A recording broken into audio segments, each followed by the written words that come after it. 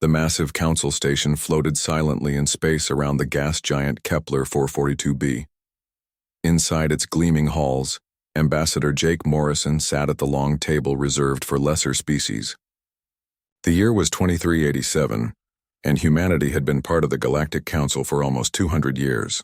Jake watched as the 12 major species debated matters of war and trade, speaking over him as if he barely existed. The Vorthon Empire dominated one end of the table. Their leader, General Krextar, stood nearly 8 feet tall with thick armor-like skin and 4 muscular arms. He slammed one massive fist on the table as he argued for expanding military operations in the Outer Rim territories. The Nexari Collective sat opposite them, their pale blue forms connected to floating data screens that processed information faster than most species could think. Between them sat representatives of 10 other powerful civilizations, each commanding fleets that numbered in the thousands. Jake Morrison looked exactly like what the Council expected from humanity. Average height, brown hair going gray at the temples, wearing simple clothes that marked him as a representative of Earth's agricultural division. For 2 centuries, humans had been classified as a peaceful farming species.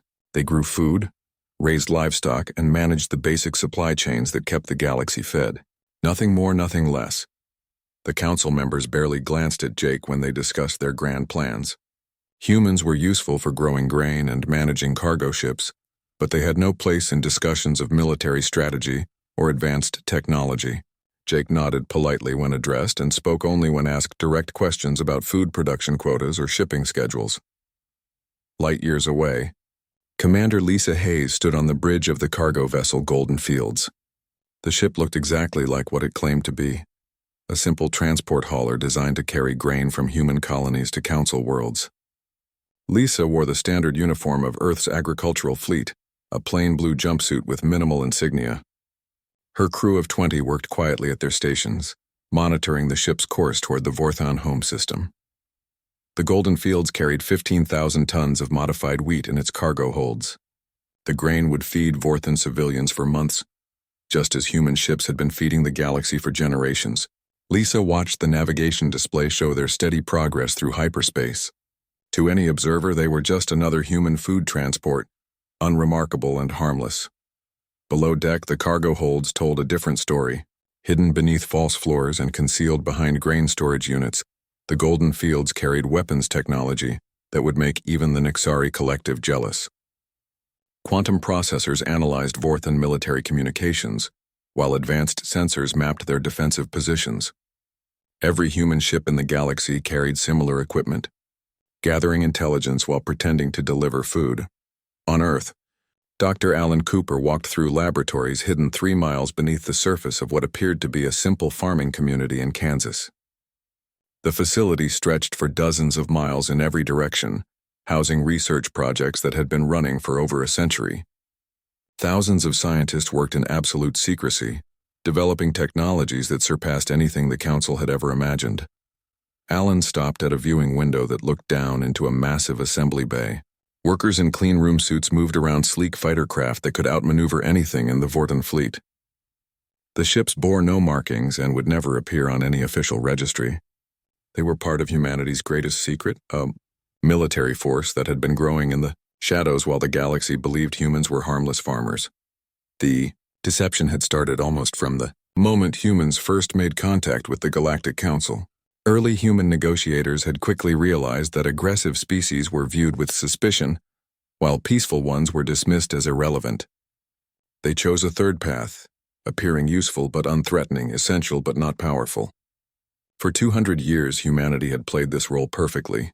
Every human colony in the galaxy served dual purposes. Above ground, they grew crops and raised animals that fed billions of alien beings. Underground, they housed research facilities, weapons factories, and training centers where humans prepared for a war the Council never saw coming. The agricultural settlements provided perfect cover. Who would suspect farmers of building the galaxy's most advanced military technology? Jake Morrison had been Earth's ambassador for 12 years, and every day he perfected his act. He spoke softly, deferred to stronger species, and focused all his public attention on food production quotas.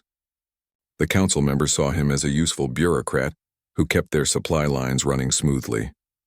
They had no idea that Jake had graduated from Earth's most elite military academy, or that he held advanced degrees in xenobiology and strategic warfare. The breaking point came without warning. Vorthan forces, seeking to expand their territory in the Outer Rim, decided to claim the human agricultural colony on Proxima 7. General Krekstar viewed it as a simple matter. Humans were peaceful farmers who would surrender rather than fight. The colony produced valuable proteins that would feed Vorthan expansion fleets, and taking it would send a message to other species about Vorthan. Strength Mayor Helen Brooks received the Vorthan ultimatum while standing in her office overlooking the grain processing facilities of Proxima 7. The message was simple and direct. Surrender the colony within 24 hours or face military conquest. Helen was 53 years old, had been mayor for 8 years, and to all appearances was exactly what she seemed, a dedicated administrator who managed food production for 30,000 human colonists. The Vorthan fleet arrived right on schedule. 12 heavy cruisers and 40 escort vessels dropped out of hyperspace in perfect formation. General Thekmore commanded the force from his flagship, confident that the humans would see reason when faced with overwhelming military superiority. The colony had no visible defenses, no military installations, and no reason to resist. Helen Brooks stood in the colony's command center, surrounded by what appeared to be agricultural monitoring equipment. She watched the Vorthan ships assume attack positions and opened a communication channel. Her voice carried across space to the alien fleet, calm and steady. The transformation began with a single word from Helen Brooks. Defense systems that had been hidden for decades activated across Proxima 7. The grain processing facilities revealed their true nature as the outer shells retracted to expose massive energy cannons. Storage silos opened to release fighter squadrons that moved with precision no agricultural colony should possess. Underground bunkers disgorged troops in advanced combat armor, carrying weapons that fired coherent energy beams. General Thekmore watched in shock as his sensors registered power readings that shouldn't exist. The peaceful farming colony was revealing military technology that matched or exceeded anything in the Vorthan arsenal. Fighter craft moved with impossible speed and agility, while the colony's defensive weapons tracked multiple targets with computer-perfect accuracy. The battle lasted 6 hours. When it ended, 8 Vorthan ships lay destroyed and the remaining 4 limped away with severe damage. Proxima 7 suffered minimal casualties, and its defensive systems remained fully operational. Helen Brooks sent a simple message to the retreating Vorthan fleet. Humans would defend their territory with whatever force necessary. News of the Proxima 7 incident reached the council station within hours. Jake Morrison sat in his usual place at the lesser species table, listening as General Krekstar demanded explanations for impossible losses against defenseless farmers. The other council members murmured in confusion and concern. Peaceful species did not possess advanced military technology, and agricultural colonies did not win battles against professional military forces. Jake Morrison requested permission to address the council. He stood slowly, his movements calm and measured, and looked around the table at representatives of 12 powerful civilizations. For 2 centuries they had dismissed humanity as useful servants. Today, that comfortable assumption would begin to crumble. The galaxy was about to discover what humans were truly capable of when they stopped pretending to be harmless. The council chamber fell silent as Jake Morrison stood at the lesser species table. Every eye in the room focused on the human ambassador, who had just requested permission to speak about the Proxima 7 incident. General Krekstar's forearms crossed over his massive chest as he glared down at the small human who represented a species he had always considered beneath notice. Jake Morrison walked slowly to the center of the chamber, where a holographic display showed tactical data from the battle. The numbers told an impossible story. A farming colony had destroyed 8 Vorthan warships while suffering almost no losses. The weapon signatures didn't match anything in council databases, and the tactical patterns showed coordination that suggested advanced military training. The Nexari Collective's representative, Prime Analyst Zethka, activated several data screens around her pale blue form. Her cybernetic implants processed battle recordings at superhuman speed, searching for explanations that made sense within their understanding of human capabilities. Every analysis returned the same result. The defensive technology displayed at Proxima 7 was centuries ahead of anything humans should possess. Jake Morrison cleared his throat and began to speak in the same quiet, respectful tone he had used for 12 years as Earth's ambassador. He explained that the Proxima 7 colony had indeed defended itself against Vorthon attack, and that this defense had been conducted within the bounds of galactic law. Colony worlds had the right to protect themselves when threatened, and Mayor Helen Brooks had exercised that right when faced with invasion. General Krextar slammed his fist on the table with enough force to crack the reinforced surface. He demanded to know where human farmers had acquired military technology that could destroy professional warships. Jake Morrison replied that humans had always been resourceful when it came to protecting their communities, and that agricultural equipment could be adapted for defensive purposes when necessary. The explanation satisfied no one in the chamber. The Drekthari Empire's representative hissed through her translator that grain harvesters did not transform into energy cannons, while the Kellen Federation's ambassador insisted that livestock management systems could not coordinate fighter squadrons. Jake Morrison nodded politely and suggested that perhaps other species had underestimated human ingenuity.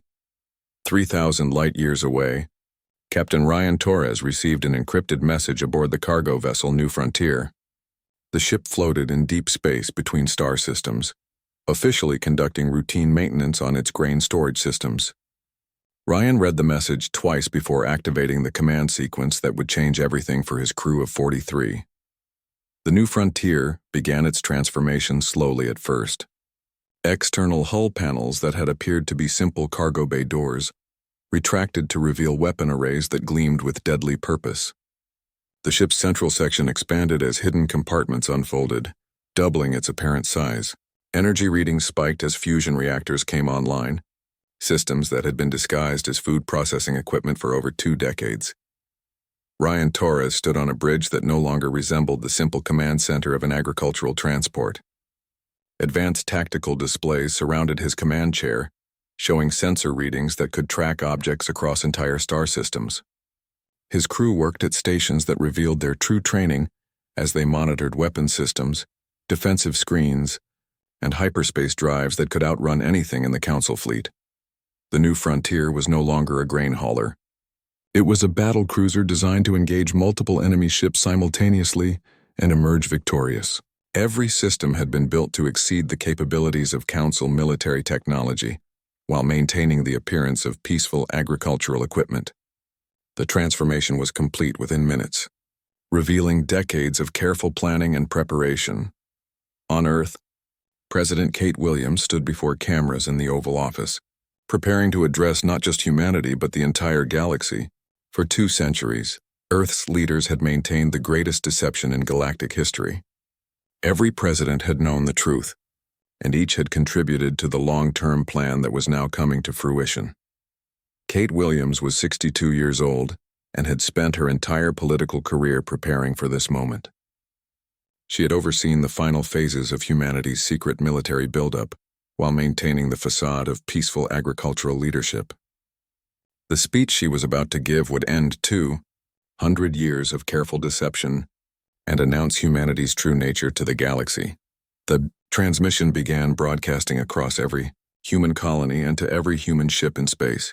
Kate Williams spoke directly to the camera, her voice calm and confident as she addressed the greatest audience in human history.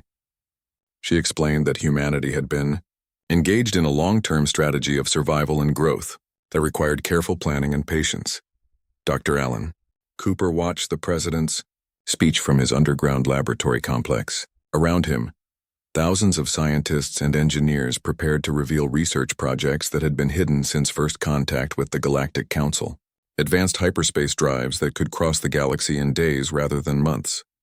Energy weapons that could slice through Council ship hulls like paper.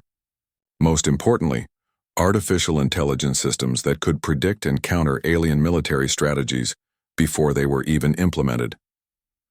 The revelations spread across human space like wildfire.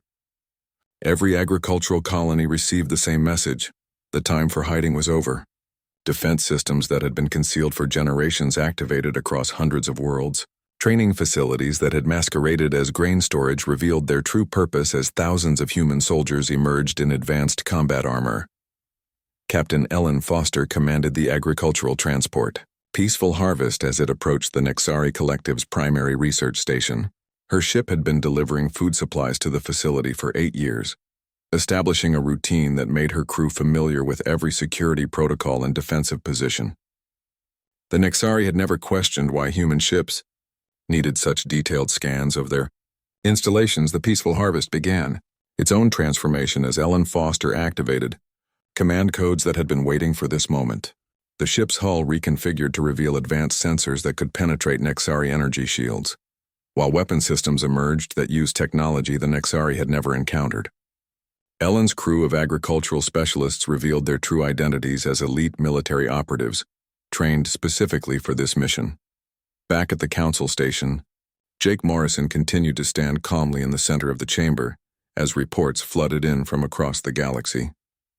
Human ships were revealing military capabilities that exceeded council projections. Human colonies were activating defense systems that should not exist. Human personnel were demonstrating training and equipment that suggested centuries of preparation. The Fourth Han Empire's military command structure went into emergency session as General Krextar tried to understand how his forces had been so completely outmatched. Intelligence reports painted an impossible picture. Every human agricultural settlement was actually a military fortress. Every transport ship was a potential warship, and every human citizen might be a trained soldier in disguise. Admiral Marcus Stone emerged from the underground command center beneath what appeared to be a wheat farm in Nebraska. For 20 years, he had commanded Earth's hidden fleet while maintaining the cover identity of an agricultural administrator. The facility around him extended for miles in every direction, housing dreadnought-class starships that had been built in absolute secrecy. The ships began to emerge from concealed launch bays scattered across Earth's surface. Each vessel represented decades of technological advancement and strategic planning. They were larger than anything in Council service, faster than Council interceptors, and armed with weapons that Council military analysts had never imagined. The peaceful farming world was revealing its true nature as the most heavily fortified planet in the galaxy. Jake Morrison finally broke his diplomatic silence as the full scope of humanity's deception became clear. He looked around the council chamber at representatives who had dismissed his species for 2 centuries and smiled for the first time since becoming ambassador. The farmers had been soldiers all along, and the galaxy was about to learn what happened when humans stopped pretending to be harmless. The age of human subservience was over, and the real war was just beginning. The emergency session of the Galactic Council convened within hours of the first reports reaching the station. 12 species that had rarely agreed on anything now faced a crisis that threatened everything they thought they knew about galactic power structures. The chamber buzzed with frantic communications as military commanders tried to understand how humanity had hidden such advanced capabilities for 2 centuries. General Krextar paced behind his chair with all 4 arms gesturing wildly as he spoke to his military advisors through secure channels. The Vorthon Empire's intelligence division was reporting impossible readings from human space. Every agricultural world was revealing military installations that rivaled their greatest fortress planets. Transport ships were transforming into warships with technology that exceeded Vorthon engineering by decades. Prime Analyst Zethka of the Nexari Collective worked frantically at her floating data screens, trying to process the flood of information coming from across the galaxy. Her cybernetic implants strained to analyze the tactical implications as human ships appeared near major council worlds simultaneously. The coordination required suggested a level of strategic planning that the Nexari had never encountered from any species. The scale of human preparation became clear as reports continued flooding in. Every major council system had human agricultural ships in orbit, or human colonies on nearby planets. What had seemed like convenient food distribution was revealed as the most comprehensive military positioning in galactic history. Humans had spent 2 centuries placing assets exactly where they would be needed when the deception finally ended. Admiral Marcus Stone stood in the command center of his flagship, Retribution, as it emerged from its hidden base beneath the Pacific Ocean. The massive dreadnought had been under construction for 30 years, built in sections and assembled in underground shipyards that Council satellites had never detected. Around him, dozens of similar vessels rose from concealed positions across Earth's oceans and continents. The human fleet that revealed itself dwarfed anything the Council had imagined possible. Ships that had been dismissed as grain haulers shed their disguises to become destroyers and cruisers. Vessels that had transported livestock for decades unveiled weapon systems that could engage entire enemy fleets. The peaceful agricultural network had been humanity's greatest military asset all along. Captain Ryan Torres led his battle group toward the Vorthon home system, where General Techmore was assembling the Empire's Grand Fleet in response to the crisis. The New Frontier and 12 other human warships dropped out of hyperspace at the edge of the system, their sensors immediately beginning tactical analysis of Vorthon defensive positions. The Vorthon fleet numbered over 300 ships, representing the accumulated military might of their empire. General Techmore commanded from his flagship Dominant Strike, confident that raw numbers and superior firepower would compensate for whatever technological surprises the humans might have prepared. He had built his reputation on overwhelming enemy forces through careful positioning and coordinated attacks. Ryan Torres studied the tactical display showing Vorthon ship positions and smiled grimly. Human intelligence had been analyzing Vorthon military doctrine for generations, recording every battle pattern and strategic preference. The AI systems aboard his ship could predict Techmore's next moves with 97% accuracy, based on psychological profiles built over decades of observation. Colonel Sandra Price led her assault team through the corridors of the Nixari Collective's primary research facility on Kepler 186F. Her soldiers moved with precision that shocked the facility's security forces, who had never encountered humans in combat before. What they discovered was that these weren't farmers or transport workers. They were elite Special Forces operatives who had been studying Nexari technology and defensive systems for years. Sandra's team had trained specifically for this mission in replica facilities built beneath human colonies. Every door code, every security protocol, and every defensive measure had been mapped and analyzed. The Nexari research station that they considered impregnable was compromised within minutes by soldiers who knew its systems better than its own security forces. The facility housed the collective's most advanced artificial intelligence research, projects that represented centuries of technological development. Sandra's team moved through the complex with surgical precision, securing data cores and shutting down defensive systems that should have been impossible for outsiders to access. The Nixari discovered too late that human infiltration of their networks ran far deeper than they had ever suspected. General Patricia Knox coordinated the systematic assault on Council infrastructure from her command post aboard the battleship Sovereign.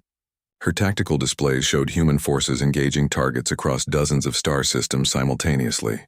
Communication networks that had connected the galaxy for centuries went dark as human cyber warfare specialists activated viruses that had been dormant in Council systems for decades. The attacks revealed the extent of human penetration into galactic civilization. Every major communication hub had human technicians who had been installing backdoors and monitoring systems while pretending to maintain agricultural data networks. Trade routes that depended on human food shipments found themselves cut off as transport vessels revealed their true military capabilities. Admiral Thecamore watched his tactical display with growing alarm as human ships approached the Vorthon home system. His fleet outnumbered the enemy force 25-1, but the humans were moving with coordination that suggested perfect knowledge of Vorthon defensive strategies. Their formation patterns avoided his prepared kill zones and approached from vectors that negated his numerical advantage. The battle began when Ryan Torres opened fire at extreme range with weapons that shouldn't have been able to reach Vorthon positions. Energy beams that maintained coherence across impossible distances struck Vorthon ships with pinpoint accuracy. The Empire's proud fleet found itself under attack by technology that made their own weapons look primitive by comparison. Thecmore ordered his forces to close range where Vorthon numerical superiority could be brought to bear, but the human ships moved with speed and agility that defied his understanding of physics. Their hyperspace drives allowed tactical jumps within the system, appearing behind Vorthon formations and disappearing before return fire could be coordinated. On Earth, President Kate Williams received reports from battlefronts across the galaxy as humanity's true military capabilities were revealed in combat for the first time. The deception that had protected Earth for 2 centuries was ending with a demonstration of power that left the Council reeling. Every engagement showed the same pattern: human forces with superior technology and perfect knowledge of enemy capabilities facing alien military forces that had never encountered real human opposition. Dr. Alan Cooper monitored the deployment of humanity's most advanced weapons from his underground laboratory. Nanobotic weapons that could dismantle enemy ships at the molecular level were being used for the first time in actual combat. Gravity manipulation devices that could crush entire fleets were revealing capabilities that Council scientists had thought impossible. The psychological impact proved as devastating as the military assault. Species that had viewed humans as useful servants now faced an enemy that had been studying their weaknesses for generations. The Nexari Collective's computational networks were being outmatched by human quantum processors. The Vorthan Empire's warrior traditions were crumbling against human strategic analysis that predicted their every move. Jake Morrison remained in the Council chamber as reports of human victories flooded in from across the galaxy. The representatives of 12 powerful civilizations sat in stunned silence as they realized the true scope of their miscalculation. The peaceful farmers they had dismissed for centuries had been preparing for total war while serving them grain and managing their supply chains. The age of Council dominance was ending, and humanity was writing its replacement with weapons and technology that made their enemies' greatest achievements look like primitive tools. The true scale of humanity's preparation became clear as the conflict escalated beyond anything the Galactic Council had experienced in their recorded history. Every human colony across the galaxy revealed itself as a fully operational military stronghold, complete with defensive systems that had been disguised as agricultural equipment for generations. The Council members watched in horror as their intelligence estimates proved catastrophically wrong. Fleet Admiral Charles Gray commanded humanity's response from the bridge of his flagship Determination as it led a task force of 60 warships toward the combined Council fleet gathering at the Rigel system. The enemy force numbered over 800 vessels, representing all 12 Council species working together for the first time in their history. Charles studied the tactical display, knowing that human intelligence had been preparing for exactly this scenario for decades. The Council alliance had formed out of desperation rather than genuine cooperation. Species that had competed for resources and territory for centuries now found themselves united only by their common fear of human military superiority. Their combined fleet represented the largest gathering of alien warships in galactic history, but their coordination remained flawed due to incompatible communication systems and conflicting tactical doctrines. Major Julie Adams led her strike team through the ventilation systems of the Kellan Federation's primary command center on their capital world. Her soldiers had trained for this exact mission using detailed blueprints stolen by human infiltrators over the past 50 years. Every security measure and defensive protocol had been analyzed and countered before the team ever left Earth. The Kellan Command Center controlled orbital defense platforms that protected dozens of worlds across their sector. Julie's team moved with precision through corridors they knew better than the facility's own security forces, placing explosive charges at critical junction points while avoiding patrols whose schedules had been memorized down to the minute. Commander Steve Clark piloted his stealth fighter through the asteroid field surrounding the Drakthari Empire's secret weapons facility. The base had been hidden for over a century, but human intelligence had located it within months of its construction through careful analysis of shipping patterns and resource allocations. Steve's squadron of 12 fighters approached their target, knowing every detail of its layout and defenses. The facility manufactured the Empire's most advanced plasma weapons, technology that the Drakthari considered their greatest military advantage. Steve's fighters were equipped with electromagnetic pulse weapons specifically designed to overload Drakthari power systems. The attack began with simultaneous strikes that disabled the base's defensive grid before the enemy could mount any response. Dr. Alan Cooper supervised the deployment of humanity's most devastating weapons from his command center, 3 miles beneath the Kansas plains. Nanobotic swarms that could dismantle enemy ships at the molecular level were being released near major Council shipyards. The microscopic machines had been programmed with detailed specifications of every known Council vessel design, allowing them to target critical systems with surgical precision. The nanobots spread through Council space like an invisible plague, carried by the very supply ships that had been feeding the galaxy for generations. Alien crews watched helplessly as their vessels began falling apart around them, hull plating dissolving and critical systems failing without any apparent cause. The weapons were so advanced that most Council scientists couldn't even detect their presence until the damage was already done.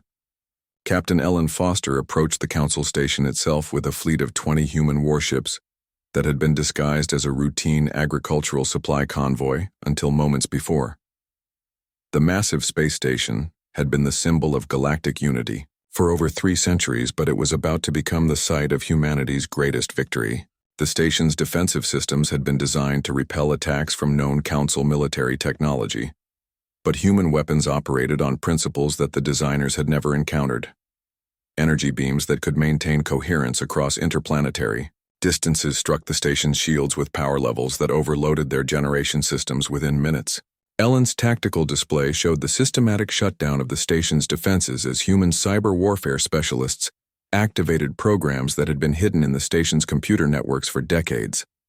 Every system that humans had supposedly maintained for agricultural data processing revealed backdoors and control mechanisms that gave them complete access to station operations. General Patricia Knox coordinated the siege from her command ship as human forces surrounded the Council station from all directions. Her screen showed the positions of Council leadership within the facility, tracked by monitoring devices that had been installed during routine maintenance operations over the years. The representatives who had dismissed humanity for centuries were now trapped in what had become their tomb. The psychological impact of the siege proved as devastating as its military effectiveness. Council members who had commanded vast fleets and controlled entire sectors of space found themselves reduced to helpless prisoners in their own headquarters. The building that had symbolized their power over the galaxy became the symbol of their complete defeat.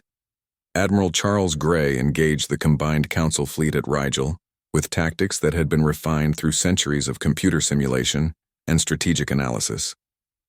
Human ships moved with coordination that seemed almost telepathic, executing complex maneuvers that divided the enemy force and prevented effective counterattacks. The alien vessels found themselves fighting an enemy that anticipated their every move. The battle revealed the fundamental difference between human and Council military thinking. The aliens had focused on building larger ships with more powerful weapons, believing that superior firepower would ensure victory. Humans had developed technology that made raw power irrelevant by attacking weaknesses that their enemies didn't even know existed. Council ships began falling out of formation as their computer systems turned against them, infected by viruses that had been carried by human agricultural data transmissions for generations. Weapons that should have fired at human targets instead turned on their own fleet. Navigation systems led ships into collision courses with their allies. The Great Council Armada was destroying itself from within. Major Julie Adams completed her mission as the Kellen Command Center erupted in controlled explosions that severed communication links to their entire sector. Orbital defense platforms that had protected Kellen worlds for centuries went silent as their control systems were destroyed. Commander Steve Clark watched the Drakthari weapons facility collapse into twisted wreckage as his squadron completed its attack run. The nanobotic swarms continued their invisible work throughout Council space, reducing mighty battleships to drifting hulks and turning advanced space stations into scrap metal. Dr. Cooper's weapons were so effective that many Council worlds lost their entire defensive fleets without ever seeing the enemy that destroyed them. Fleet Admiral Charles Gray received surrender requests from 17 Council commanders as their alliance crumbled under the relentless human assault. The combined fleet that was supposed to crush human resistance had been reduced to scattered groups of damaged vessels whose crews begged for mercy from an enemy they had never respected.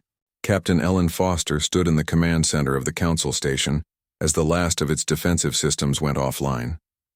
The representatives of 12 species who had ruled the galaxy for centuries now waited behind locked doors for human soldiers to decide their fate. The farmers had become the conquerors, and the galaxy would never be the same. The war ended not with massive final battles, but with the complete collapse of Council resistance across the galaxy. Within 6 months of humanity's revelation, 12 proud civilizations found themselves facing unconditional surrender to a species they had dismissed as harmless farmers. This psychological impact proved more devastating than any weapon. Civilizations that had ruled space for millennia discovered they had been outmaneuvered by beings they considered inferior. Ambassador Jake Morrison walked through the Council Station's main chamber where representatives of the former galactic powers sat in assigned seats that now resembled a prisoner dock more than a governing assembly.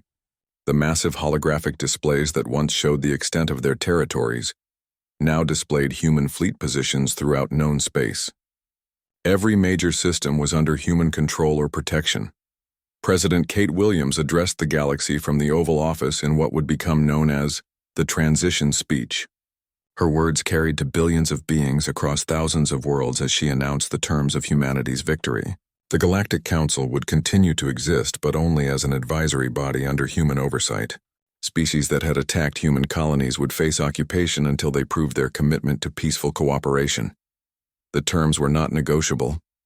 General Krexter of the Vorthan Empire sat in shackles as Kate Williams explained that his species would undergo complete military disarmament and cultural re-education. The warrior society that had terrorized weaker civilizations for centuries would learn to channel their aggression into productive pursuits under human guidance. Admiral Marcus Stone oversaw the systematic dismantling of Council military forces from his command center aboard the Retribution. Alien warships that had once patrolled the galaxy were being stripped of weapons and converted to cargo vessels under human supervision. The technology that had made these fleets dangerous was primitive compared to human capabilities, but Stone ensured nothing remained that could threaten the new galactic order. The process revealed just how thoroughly humans had studied their enemies. Every ship class had been analyzed, every weapon system understood, and every tactical doctrine catalogued during centuries of careful observation. What the Council had considered their military secrets had been open books to human intelligence analysts who had been preparing for this moment since first contact. Dr. Alan Cooper began the selective sharing of human technology with former Council species, but only under strict controls that ensured human dominance. Medical advances that could extend alien lifespans were offered to species that cooperated fully with the transition. Agricultural technology that could double food production was provided to worlds that accepted human governors without resistance. The technology sharing served multiple purposes beyond simple reward and punishment. Each advancement came with monitoring systems that allowed humans to track its use and ensure it could not be turned against Earth's interests. Species that received human technology became dependent on human support for maintenance and upgrades, creating permanent ties that bound them to the new order. Captain Ellen Foster established the first human colonial administration on the former Nixari collective capital world. The pale blue beings who had once considered themselves the galaxy's most advanced civilization now worked under human supervision to adapt their society to its new role. Their computational networks were repurposed to serve human administrative needs, while their scientific expertise was directed toward projects that benefited human expansion. The Nexari discovered that their cybernetic enhancements made them ideal administrators for the new galactic government.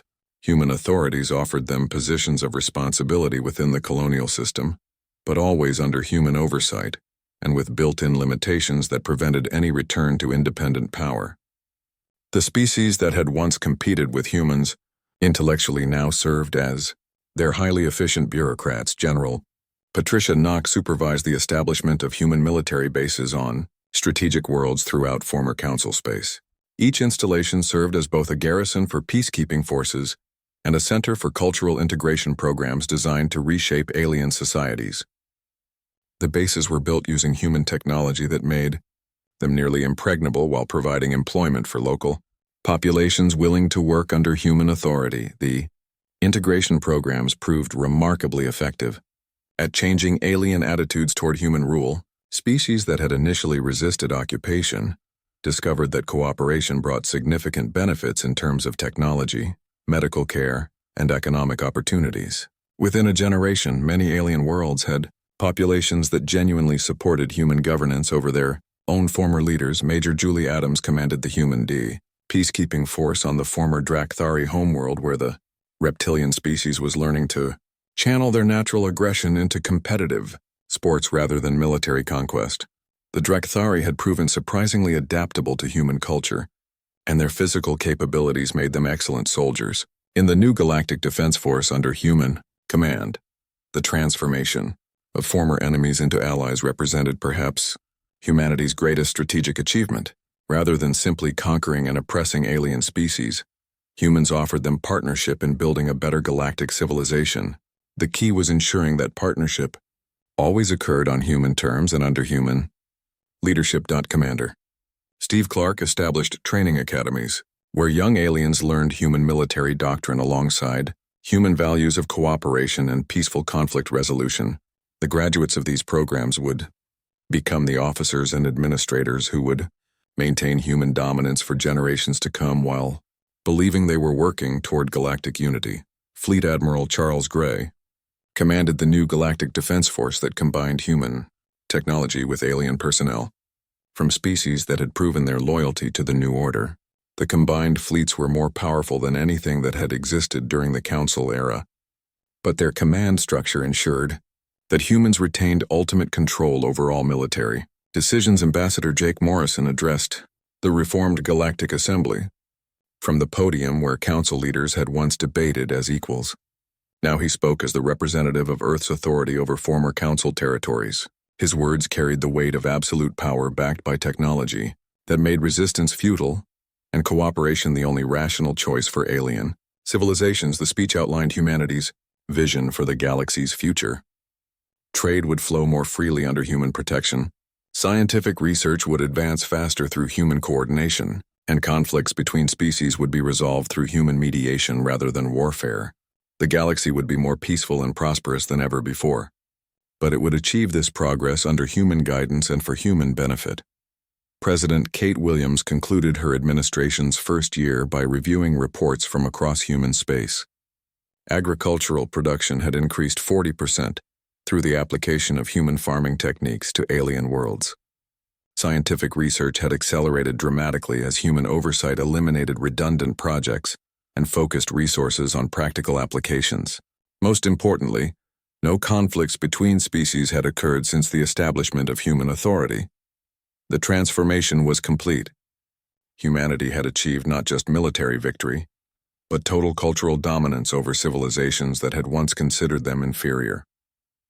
The galaxy's new order was built on human values, enforced by human power, and designed to serve human interests for centuries to come.